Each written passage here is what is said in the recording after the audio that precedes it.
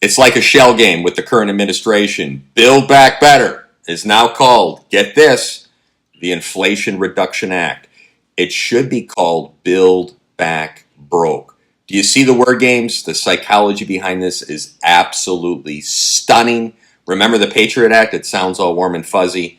And when you delve into the bill, little surprises pop up everywhere. So the Democrats have enough votes for their Build Back Broke bill that was early on rubber stamped for the trash. So anyway, Nancy Pelosi, I would be doing the same thing, is popping champagne corks, and Biden is dancing as best as he can move. The Democrats have snatched victory from the jaws of defeat. A couple quotes for the other side that's not happy about this.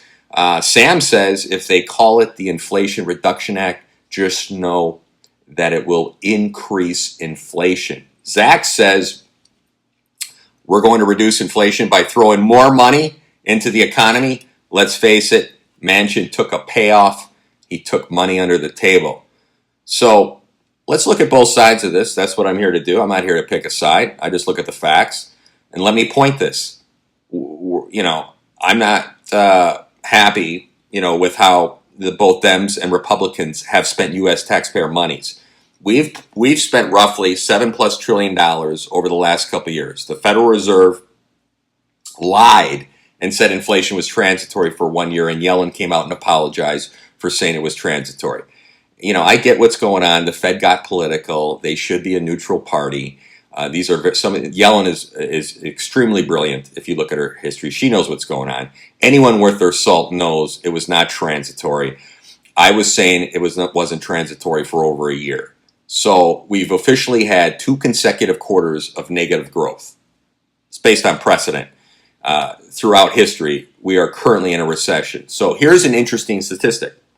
We've had two negative quarters of growth 10 times since World War II, and all were a recession. That's a fact. So inflation is at a 41-year high, and we all know the history of the unemployment rate at 3.6% is not the real number if you delve into the data. And just walk the streets in any major city, something just looks different, and it doesn't feel right. So the White House is trying to change the definition of a recession, and I get it. It's an election year coming up. People, life is like toilet paper. You're either on a roll or you're taking shit from someone. It's unbelievable. So they're going to use semantics. It's not Build Back Better now. It's the Inflation Reduction Act. You can put lipstick on a pig. Guess what? It's still a pig. The last thing this bill will do is reduce inflation, and everyone knows it. And let's look at both sides of this, however. The bill, in my opinion, is very bad for the American people.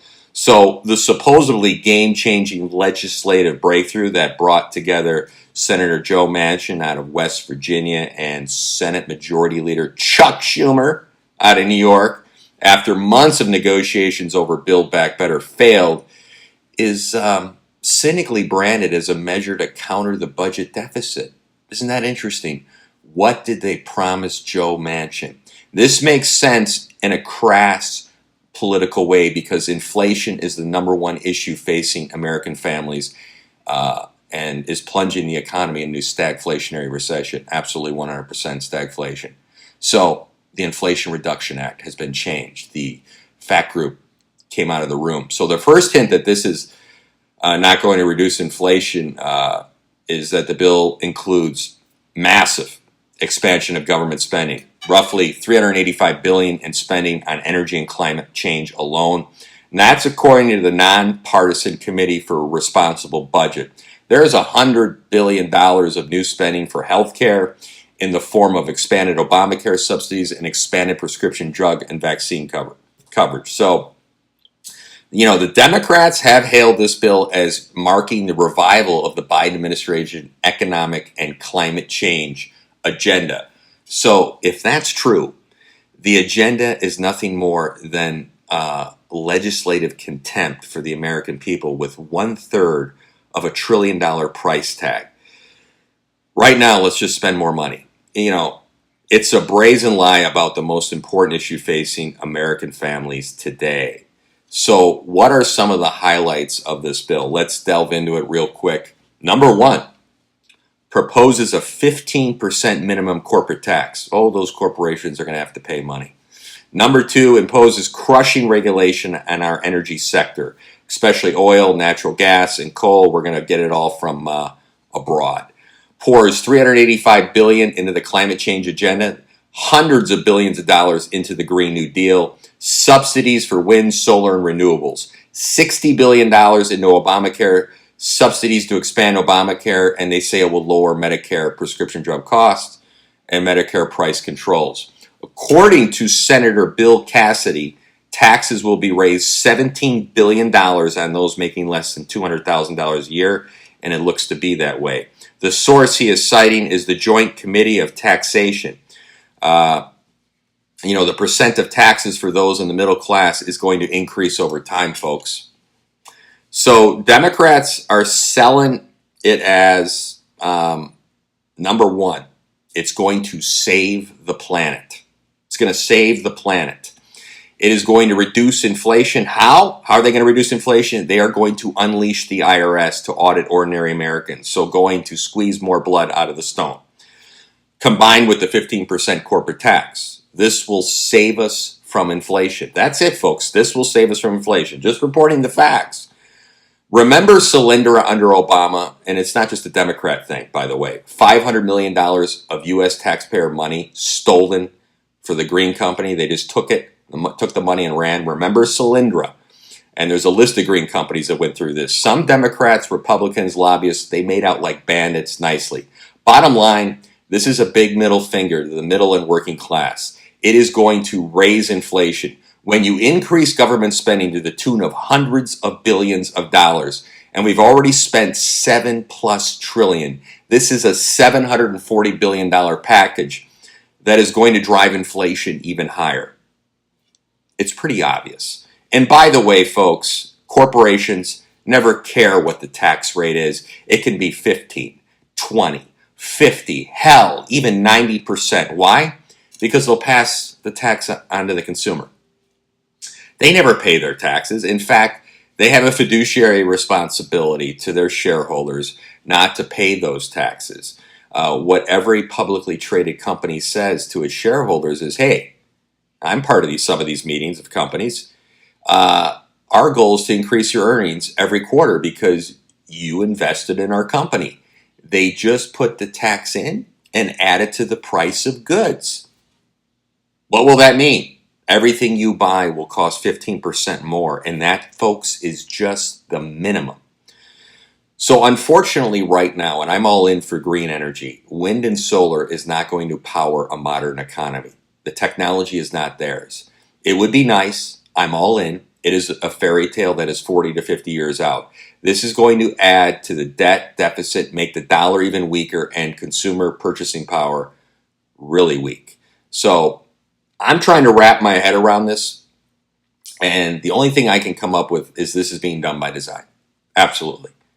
To bring in the Great Reset, and I think the Dems have not been getting a lot of legislative victories, and Build Back Broke will not help them, but I think some of them think it will. I don't think they're seeing the forest through the trees.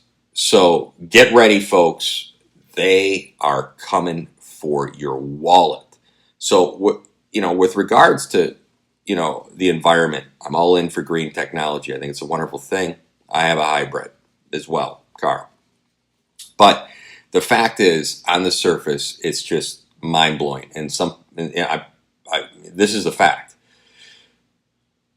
Wind and solar can't power a modern economy. Okay, wind turbines run on oil turbines. And you know that the maintenance on those things is ridiculous. And a lot of them, if you look across the country, they're rusted out after 10 years and they're just sitting there in a lot of places, and the maintenance is high. They kill birds. Solar panels, large amounts of solar panels are dangerous to the environment. You have to be careful in certain areas.